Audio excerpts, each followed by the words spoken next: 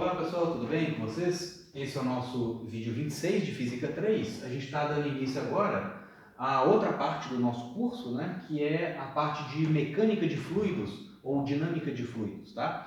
A começar agora pelo nosso estudo da hidrostática. Então nós fizemos toda aquela primeira parte, né, toda aquela parte inicial lá do curso a respeito de termodinâmica e finalizamos, né, e agora vamos passar para a dinâmica de fluidos, ou também chamado de mecânica de fluidos, tá? Esse nosso estudo dos fluidos vai ser dividido em duas partes, tá? A primeira parte tem a ver com hidrostática, como o próprio nome já fala. A gente vai tratar de fluidos em condição estática, né, ou fluidos em repouso, ou, melhor dizendo, né, fluidos numa condição de equilíbrio de forças, tá? Por isso esse nome hidro tem a ver com água, né, que é um fluido, e estática, né, que é condição de equilíbrio, tá? E aí na outra parte do curso a gente vai dar início ao estudo da hidrodinâmica, que a gente vai colocar então nesse estudo, né, a gente vai colocar os fluidos em movimento e vamos basicamente descrever as relações entre pressão e velocidade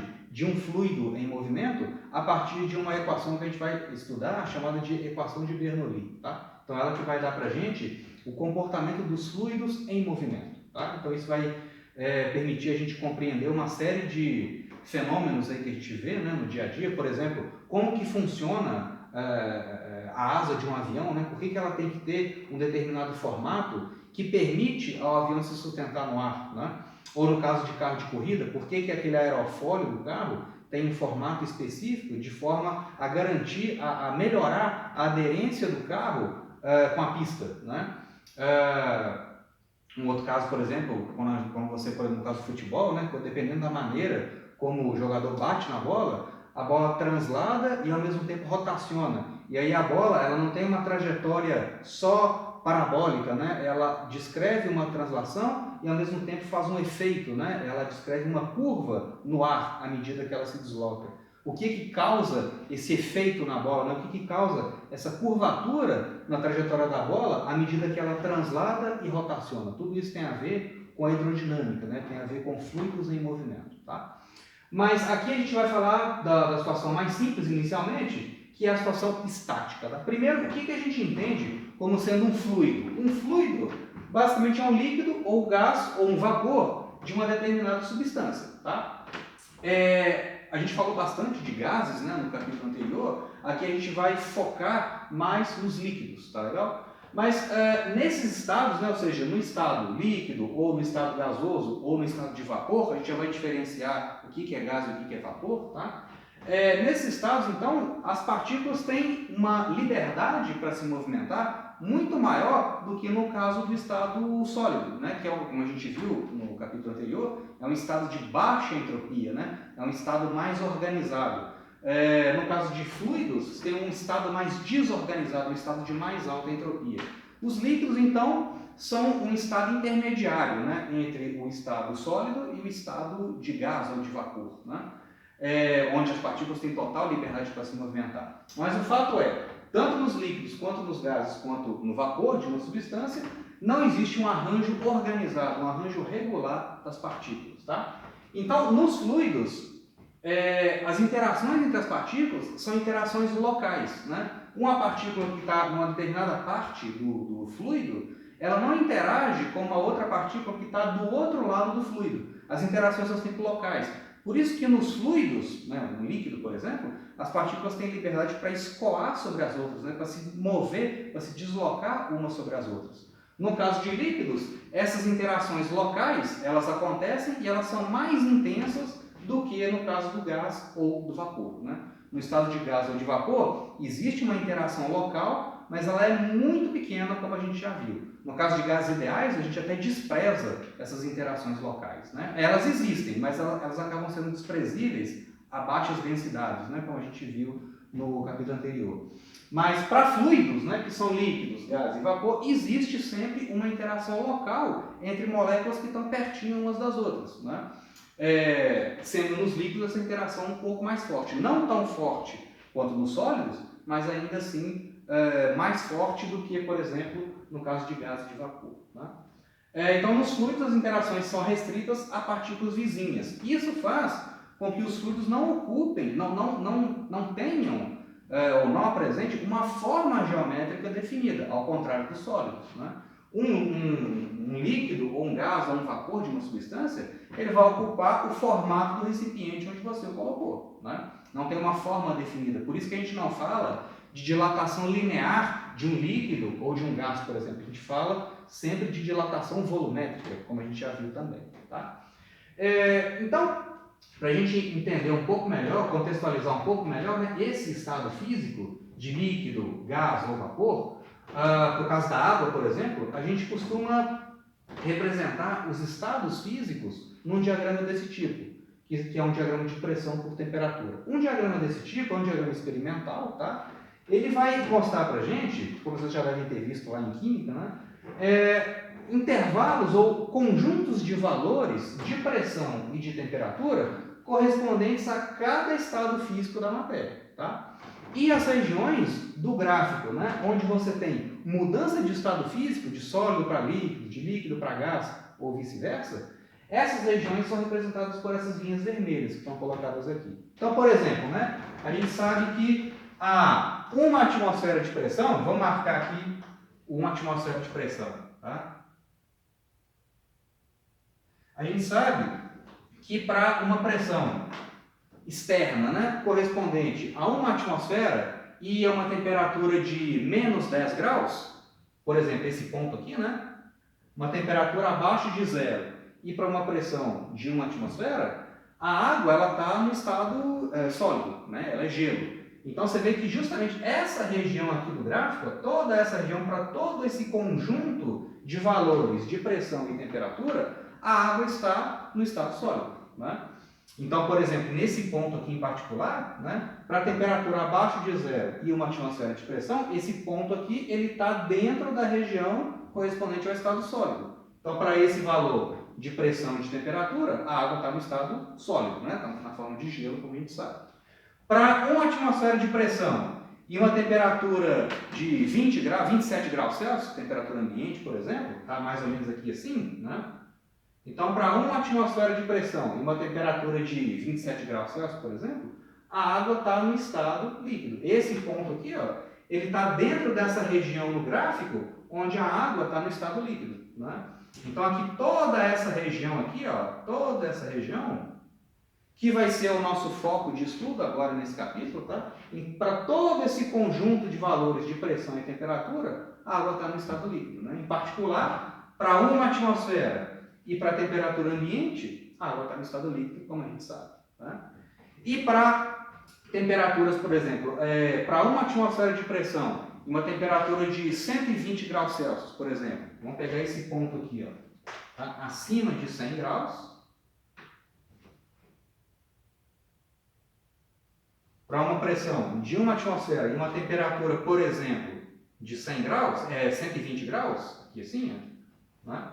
Ou seja, uma temperatura acima de 100 graus e uma atmosfera de pressão, essa região toda aqui do gráfico corresponde à água no estado gasoso. Tá legal?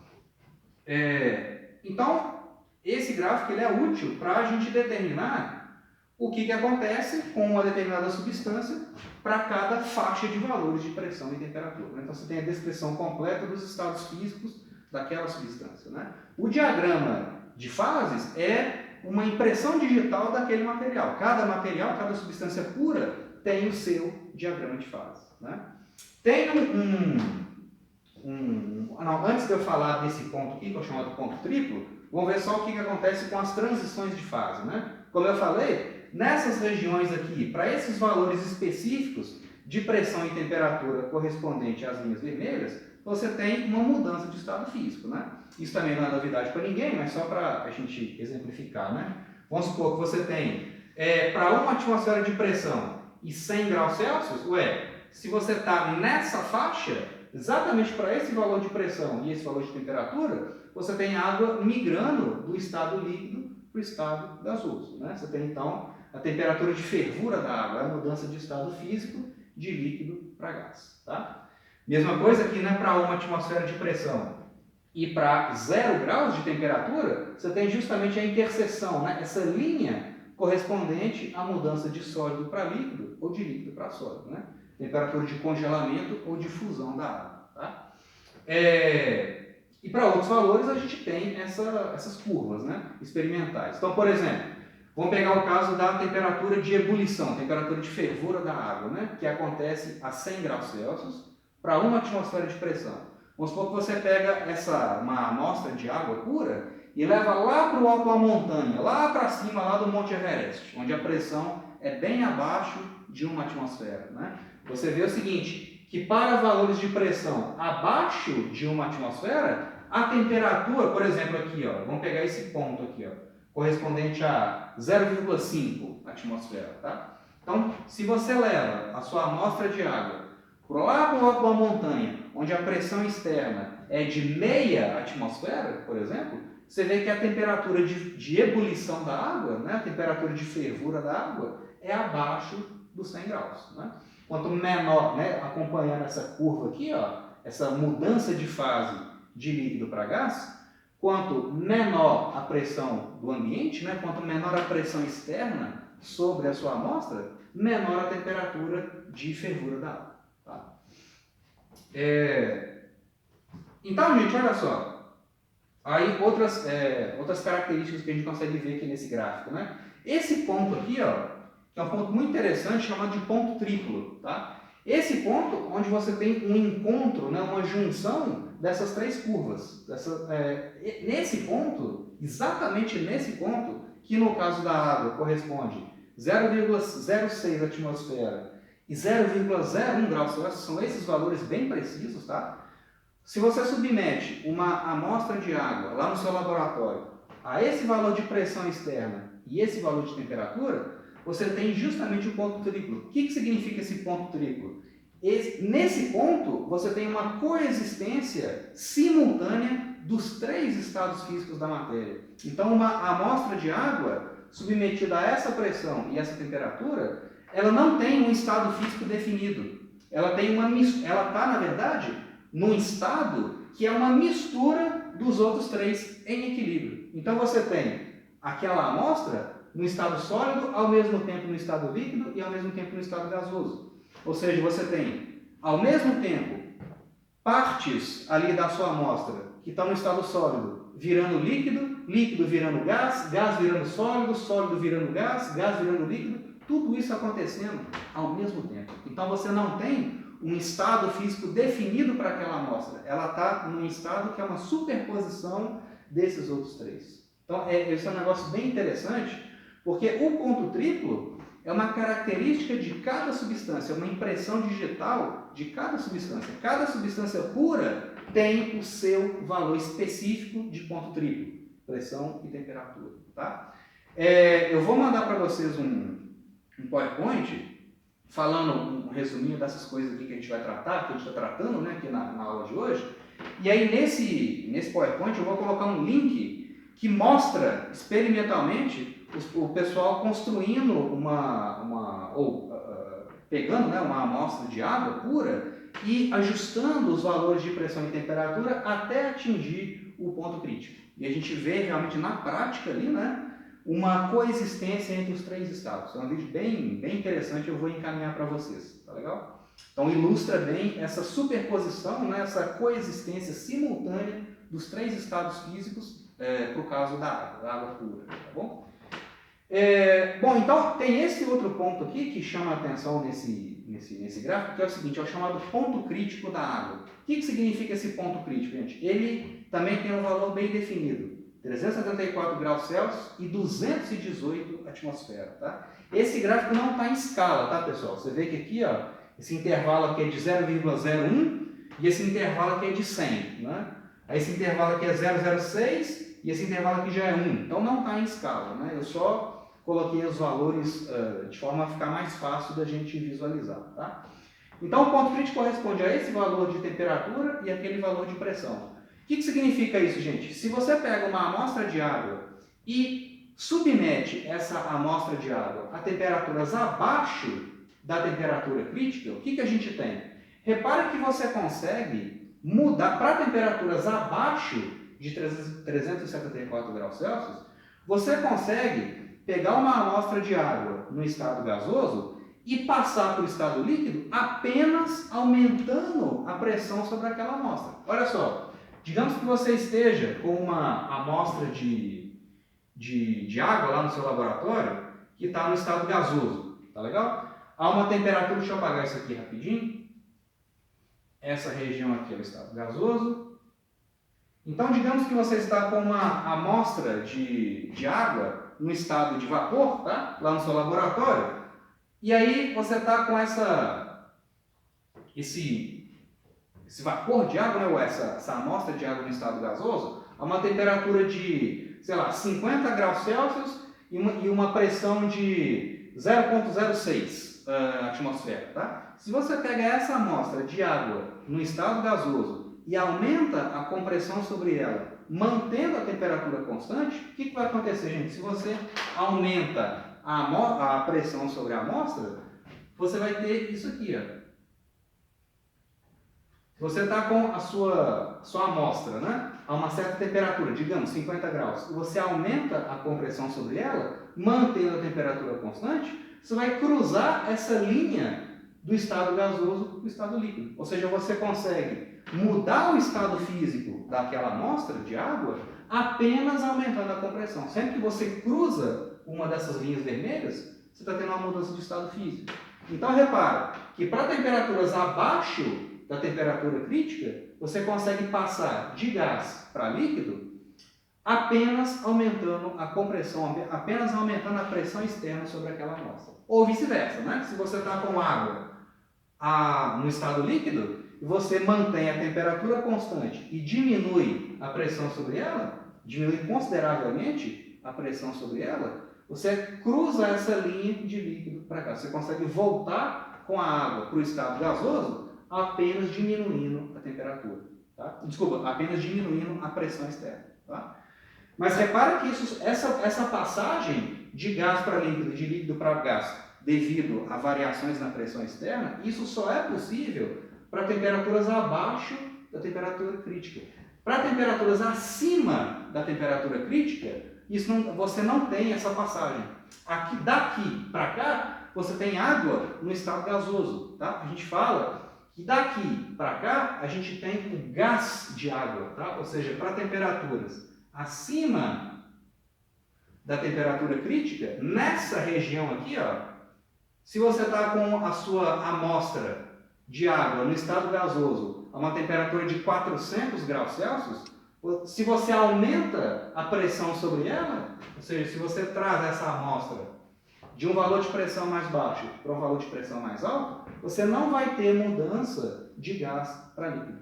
Essa mudança só acontece para temperaturas abaixo da crítica. Tá? Então, nessa região aqui do gráfico, daqui para cá, a gente só tem água no estado gasoso. Não é possível mudança para o estado líquido apenas devido a aumento na compressão sobre aquela amostra. Tá? Então, essa é a distinção que a gente faz entre gás e vapor. Nesse intervalo, para temperaturas abaixo da temperatura crítica, você consegue isso. Você muda de gás para líquido, ou de líquido para gás, ou do estado gasoso para o estado líquido, ou do estado líquido para o estado gasoso, apenas variando a pressão. Então, nessa região aqui do gráfico, em toda essa região, a gente fala que você tem o vapor de água. Aqui a gente tem o vapor. Então, falou vapor, você lembra, é possível, nesse estado, mudar de estado físico apenas variando a pressão externa. Se você está com a sua amostra acima da temperatura crítica, isso não é possível mais. Então, nessa região aqui do gráfico, a gente tem gás de água. Então, aqui a gente tem vapor de água, aqui a gente tem o gás de água. Tá ok? Então, sempre acima desse valor, temperaturas acima desse valor, você não consegue mudanças de estado apenas variando a pressão. Tá legal? Ao contrário do que acontece para o vapor. Beleza? Então, assim, isso aqui é só para contextualizar, né, o que a gente vai tratar. No capítulo anterior, nós já falamos bastante de gás, né, de substâncias gasosas, então não vai ser o nosso foco aqui, né? Aqui, para o caso da hidrostática e da hidrodinâmica, a gente vai focar a nossa atenção nessa região aqui do gráfico, né, basicamente, onde a gente tem o estado líquido. Quando você pega um diagrama desse tipo, né, pressão por temperatura, às vezes bate uma dúvida, se não vem identificado qual região corresponde a qual estado, às vezes você pode ficar na dúvida, qual parte do gráfico é sólido, qual parte do gráfico é gás, qual parte que é líquido. No caso da água é fácil identificar, está vendo que essa região aqui correspondente ao estado líquido, você vê que essa parte aqui do gráfico, ela forma tipo uma tacinha, né? Então imagina que isso aqui fosse uma tacinha, onde que você consegue encher de líquido, né? Justamente dentro dessa tacinha, né? Então aqui corresponde ao estado líquido, onde você consegue colocar água, né? Dentro desse formato geométrico aqui, que é um formato de uma taça, né? Então aí, se você sabe o estado líquido, o que fica à esquerda é o sólido, o que fica à direita é vapor e gás, né? Então aí fica só um macetinho para lembrar onde que fica o estado líquido, e aí os outros fica fácil identificar. Tá? Então, beleza, isso aqui é só para contextualizar, né? Qual sistema físico que a gente vai tratar a partir de agora. E uma outra característica importante, né, dos líquidos é o seguinte: dos fluidos, né, na verdade, que são tanto os líquidos quanto os gases, quanto o vapor de uma substância, os fluidos não oferecem resistência a tensões do tipo cisalhamento, apenas compressão. O que significa uma tensão do tipo compressão sobre uma substância?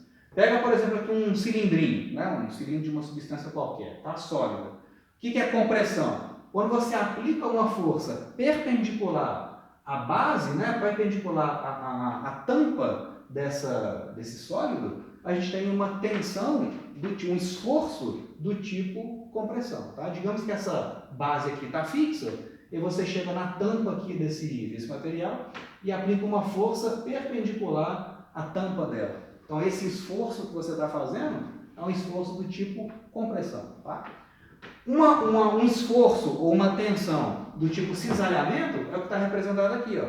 Quando você faz uma força externa paralelo a uma das bases. Tá? Qual que é o efeito disso? Você está tentando cisalhar, você está tentando rasgar a substância, ou esse corpo, paralelamente à superfície. Você está pegando esse camarada aqui, ó, e deslocando ele para a direita, tentando aplicar uma deformação que vai ser paralelo à base dela. Para você fazer isso, você tem que aplicar uma força paralelo a uma das suas superfícies, né? a tampa daquele cilindro ali, por exemplo. Tá? Então, no caso de líquidos, os líquidos eles resistem a tensões do tipo compressão, mas não resistem a tensões do tipo cisalhamento. Se você tentar aplicar uma força de cisalhamento numa superfície líquida, isso não é possível. Por quê? Porque num fluido, as partículas escorrem umas sobre as outras, né? Mas você consegue comprimir aquela substância. Tá? Você não consegue cisalhar, mas consegue comprimir. Tá? E da mesma forma, né, um líquido ele sempre exerce forças do tipo compressão sobre as paredes do recipiente, por exemplo, onde ele está contido. Ele nunca exerce, um fluido nunca exerce força do tipo cisalhamento, tá? Por causa das suas propriedades físicas. Tá legal? Então, esse tipo de tensão, do tipo cisalhamento, ele não existe para fluidos, apenas compressão. Tá? Isso vai ser essa observação importante quando a gente for agora, a partir de agora, analisar as forças que a gente encontra, né, no interior de um líquido, que vai ser a nossa tarefa a partir de agora. Tá? Então, a nossa tarefa agora é o seguinte: é investigar como que é a variação da pressão interna no interior de um líquido à medida que você caminha para o interior dele. Né? Na prática, a gente percebe, né, que, né, todo mundo já deve ter notado isso, quando você mergulha numa piscina bem profunda, né, ou num lago, ou no mar, por exemplo, você percebe, né, na prática isso é nítido, quanto mais profundo você se desloca, maior a compressão da água sobre os seus ouvidos. Né? O ouvido, que é a parte mais sensível, isso é nítido, né? Você sente o seu corpo sendo esmagado, né, aos poucos, quanto mais profundo você vai. Tanto é que, a partir de uma certa profundidade, você só consegue atingir usando um equipamento de proteção, né? Ou dentro de um submarino, alguma coisa assim. Né? Com o corpo, vamos dizer assim, com o corpo desprotegido, você só consegue chegar até uma certa profundidade. Mas o seu corpo só resiste à compressão até um certo limite. Tá? Bom, então a gente sabe na prática que a pressão no interior de um líquido aumenta com a profundidade. Mas como que é esse aumento? Tá? É o que o chamado teorema de Stevin, né, vai indicar para a gente. Para a gente enunciar esse teorema, na verdade a gente vai demonstrar esse teorema, nós vamos fazer agora uma análise das forças que a gente verifica em cada porção do interior de um líquido. Tá? De um líquido em equilíbrio, porque a gente está tratando de situação estática. Tá bom? Então, olha só, gente, eu tenho aqui uma certa quantidade de líquido, pode ser água, por exemplo, tá? Uma substância qualquer que está em equilíbrio, tá? Aqui está o topo, né, a superfície aberta desse líquido, que está sofrendo a ação da pressão atmosférica, tá? Então, você tem nessa parte de cima o ar atmosférico atuando sobre ela, né? E aí eu tracei aqui um eixo Y e vou pegar um elemento de fluido qualquer, tá, no interior desse líquido, e vou analisar a distribuição de forças, né? Ou vou construir o diagrama de forças atuando nesse pedacinho, nesse elemento de volume de fluido, tá? Esse líquido que está colocado ali, em equilíbrio. Tá? Então, eu vou pegar essa porçãozinha, esse elemento de volume, e vou trazer ele para cá. Tá? Vamos ver, gente, a tampa, né? Eu peguei esse cilindrinho, tem um tamanho infinitesimal, tá? Esse cilindrinho é o seguinte, a parte de cima dele está a uma profundidade y em relação à superfície do líquido. Repara que eu estou orientando o eixo y para baixo, porque o que me interessa aqui agora é a profundidade, né? Então, o meu zero corresponde à pressão atmosférica e, à medida que eu caminho ao longo do eixo y, a pressão vai aumentando. Tá? Isso a gente vê na prática, né? Maior profundidade, maior a pressão sobre um corpo qualquer que está mergulhado no líquido. Tá? Então a pressão cresce com a profundidade. Então eu botei o eixo Y para cá, essa base desse cilindrinho infinitesimal, ele está a uma profundidade Y mais DY, onde DY é o tamanho, é o comprimento infinitesimal desse elemento de volume. Tá? Então olha só. Na parte de cima desse elemento de volume, eu tenho a pressão que o restante do líquido exerce sobre ele. Repara, gente, um líquido, ele sempre exerce uma pressão que é perpendicular à superfície. Né? Então, nesse elementozinho de volume aqui, ó, eu tenho pressão atuando no topo, na tampa, né, desse elemento de volume, tenho a pressão também de baixo para cima e pressão lateral. Lembra? Por causa dessa propriedade aqui, ó, dos fluidos, a pressão sempre atua perpendicularmente à superfície, sempre perpendicularmente às paredes. Né? Então, se você mergulha um corpo qualquer num fluido, né, se você pega lá um fluido qualquer, certo? E mergulha um corpo com um formato geométrico qualquer no interior desse fluido, a pressão que o líquido exerce sobre ele é sempre do tipo compressão. Então você tem pressão atuando em todas as partes desse corpo e sempre de forma perpendicular à superfície. Por quê? Porque um fluido não consegue aplicar tensão de cisalhamento, apenas tensão do tipo compressão. Tá? Então, pegando essa ideia e trazendo para cá, você tem pressão atuando de cima para baixo, de baixo para cima e pressão lateral. Né? A gente sabe, na prática, que a pressão de baixo para cima, como essa parte do meu elemento de fluido ela está mais funda do que a parte de cima, a pressão de baixo para cima é maior do que a pressão de cima para baixo. Tá? Na verdade, o que eu quero agora é achar uma fórmula para o P de Y. Né? Qual que é a pressão no interior do líquido à medida que eu afundo nele. Tá? Na lateral, olha só, eu tenho compressão lateral perpendicular à superfície lateral desse elemento de fluido. Você vê que pela simetria do problema, essa pressão aqui tem que ser igual à pressão aqui. Ó. Na lateral desse elemento de volume, as pressões têm que se igualar, porque a pressão só depende, a gente vai ver, né, que a pressão ela aumenta com a profundidade. Então, na lateral, não faz sentido você falar que a pressão aqui é maior ou menor do que a pressão aqui. O líquido é isotrópico, certo? Então a pressão só vai depender da profundidade, tá bom? E também seria muito esquisito, né? Você imagina o seguinte, pega esse elemento de fluido, se a pressão de cá, da esquerda para a direita, fosse maior do que a pressão da direita para a esquerda, esse elemento de fluido ia se deslocar espontaneamente. Então eu teria movimento lateral dessa massa de fluido o tempo todo. E não é o que a gente observa, né? Se esse líquido aqui está estático. Tá? Então não tem movimento espontâneo dos elementos de volume. Então necessariamente esse cara tem que anular com isso. Tá? Então eu tenho pressão em cima, pressão embaixo e além disso eu tenho o peso desse elemento de fluido. Tá? Se esse camarada está em equilíbrio, né, eu estou supondo isso, é uma situação estática, então a resultante de forças de cima para baixo é igual à resultante de forças de baixo para cima. Vou analisar essa condição de equilíbrio usando a primeira lei, né? A primeira lei de Newton. Tá? Então eu vou ver o seguinte, qual que é a resultante de forças, ou qual que é a força total, atuando de cima para baixo nesse elemento de fluido. Eu tenho a pressão aqui no topo desse elemento de volume e tenho o peso do elemento de volume. Então vamos escrever isso, olha só. Forças verticais, né? Vamos colocar o seguinte, no equilíbrio, a resultante é nula. Resultante de forças é zero. Então vamos fazer, pessoal, uma soma algébrica de todas as forças que atuam nesse cara e igualar isso com zero, porque ele está em equilíbrio. Né? As forças que atuam de cima para baixo, elas são paralelas ao eixo Y, né? Elas apontam no sentido de crescimento do eixo Y. Então são vetores positivos. As forças que atuam de baixo para cima atuam no sentido contrário do eixo Y, vão receber o sinalzinho de menos, na hora que eu for escrever a somatória das forças. Tá? Então vamos fazer o seguinte. Vamos somar as forças que atuam de cima para baixo, que são forças positivas, né? Atuam no mesmo sentido de crescimento do eixo Y.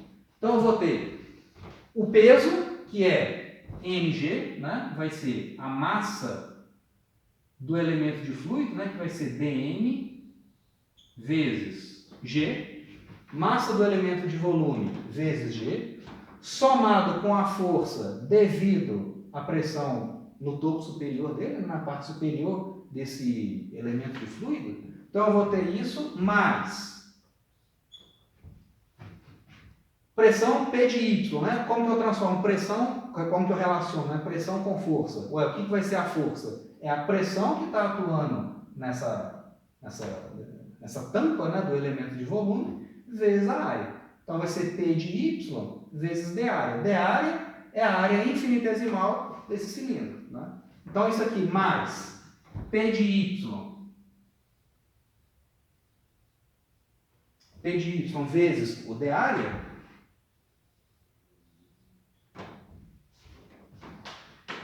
essas são as forças que atuam de cima para baixo e agora as forças que atuam de baixo para cima. Só tem essa aqui, né? A força devido a essa pressão na parte inferior do elemento de volume, que vai receber o sinal menos. Por quê? Porque essa força atua no sentido negativo do eixo Y. Então, eu vou ter P de Y mais dy.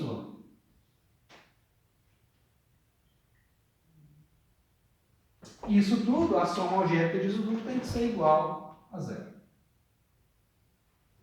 Porque as pressões laterais se cancelam. Né?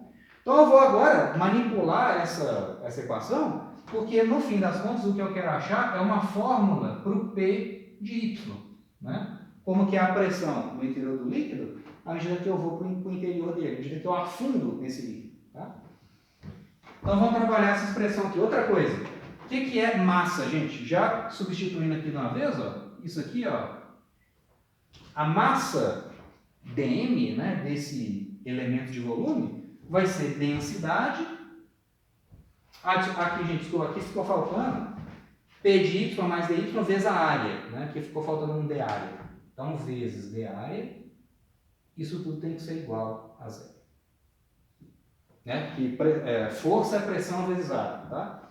Então, pressão na parte inferior, vezes a área da parte inferior, me dá a força de baixo para cima. Né?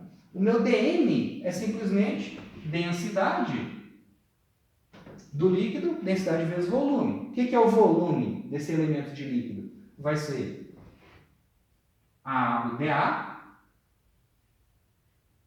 vezes dy. Certo?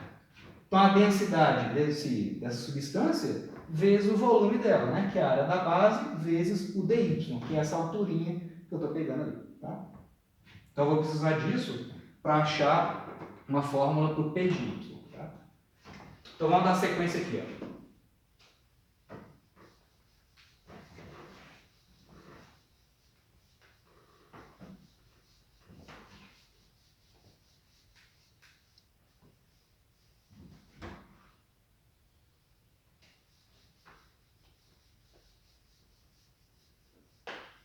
Então, agora o que eu tenho que fazer é manipular essa expressão. Né? Então, vamos reescrever ela aqui. Ó.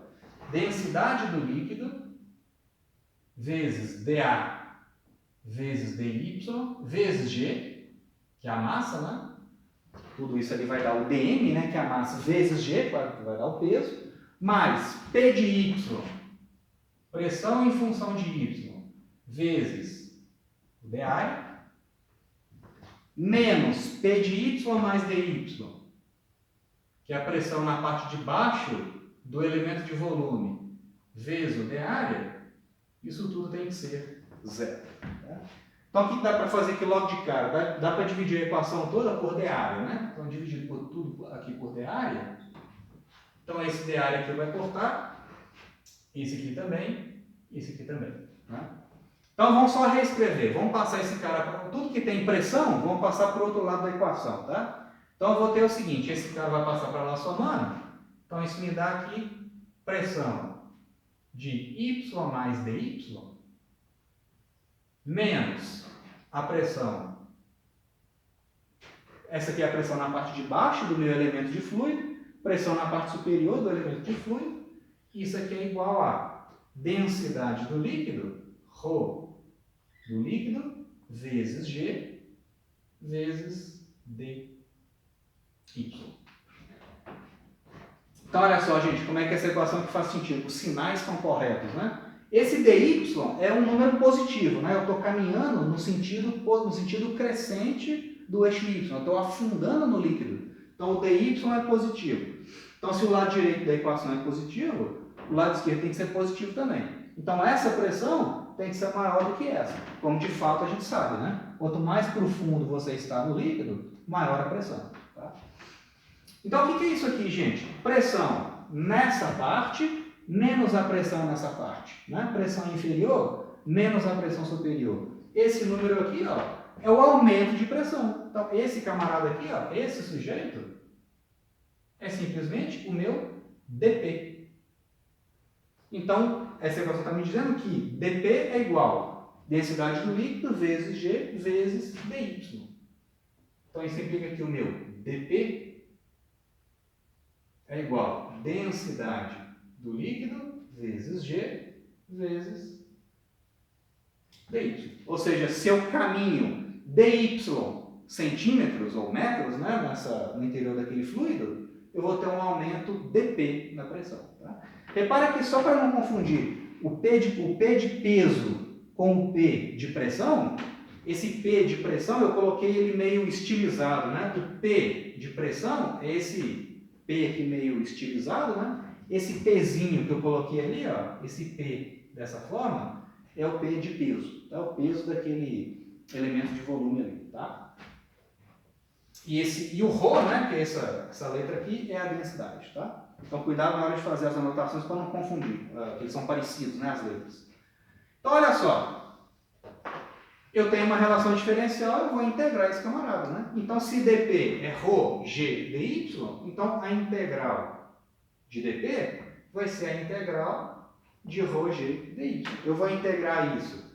Quando o meu y é igual a zero, ou seja, quando eu estou no topo do líquido, a pressão que está atuando no líquido é a pressão atmosférica. É a pressão externa. Né? Quando eu estou a uma profundidade H, qualquer, no interior daquele fluido, a minha pressão é um P de H. Tá? Para fazer essa integral aqui, pessoal, eu vou fazer uma aproximação. Tá? Eu vou considerar que a densidade do líquido é constante independente da profundidade, tá? Isso, para líquidos, isso aqui é uma boa aproximação, né? De fato, independente da profundidade, independente do tamanho do recipiente, o meu líquido ele é incompressível. O que isso significa? Significa que a densidade dele é sempre constante. Isso aqui não é verdade, por exemplo, por causa do ar atmosférico, né? À medida que você sobe na atmosfera, por exemplo, a densidade do ar atmosférico diminui com a altitude, né? Então o ar não é incompressível, o ar atmosférico ele é compressível, né? Então aqui ó, a gente vai considerar que o ρ do líquido é constante.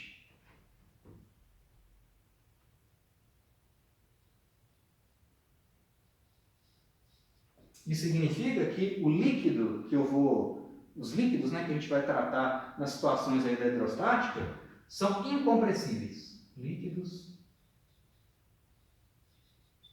incompressíveis.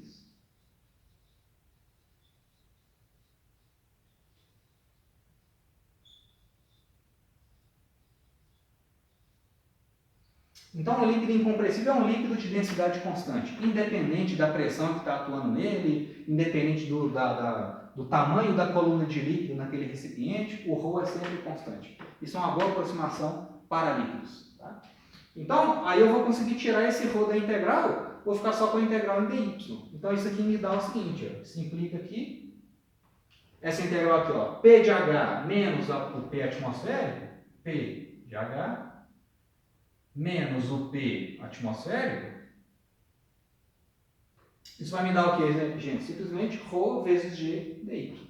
ρ do líquido vezes G vezes dy.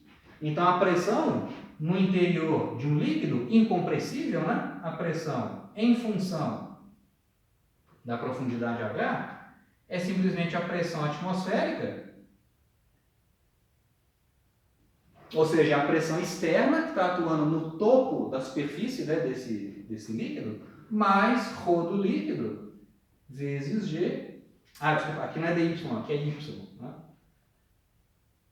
Integral de dy. Aliás, é h. Né? Eu estou integrando dy de 0 até h. Então, para manter a coerência aqui, eu vou colocar h. Tá? Então, a pressão a uma profundidade h é a pressão atmosférica mais ρ do líquido vezes G vezes H.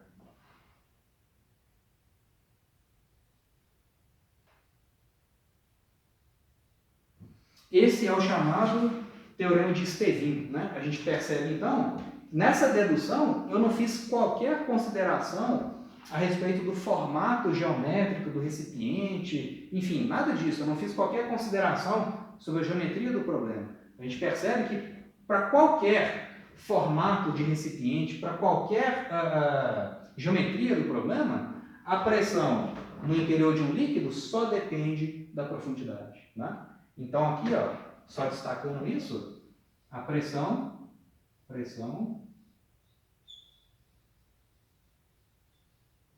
só depende de H. Só depende da profundidade. Independente, então, do formato da coluna de líquido. A pressão só depende da altura da coluna de líquido sobre aquele ponto onde você está analisando. Tá? Então, isso traz algumas consequências interessantes, né? Só chamando a atenção aqui, antes da gente finalizar esse vídeo.